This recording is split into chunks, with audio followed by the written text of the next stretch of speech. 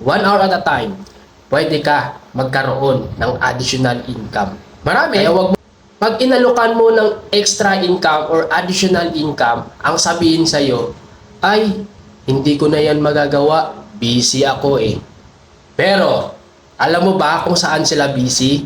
Busy sila mag-Facebook, busy sila sa TikTok, busy sila manood ng Netflix, o kung anong man yung mga bagay yung pinagkabisihan nila na hindi nagbibigay ng income. What if, sabihin ko sa'yo, kapag yung ginagawa mo na yan, ilagay mo o gawin mo yung sistema namin sa Diamonds Business Club, alam mo ba, kahit 1 hour mo lang gagawin, 1 hour at a time, pwede ka magkaroon ng additional income.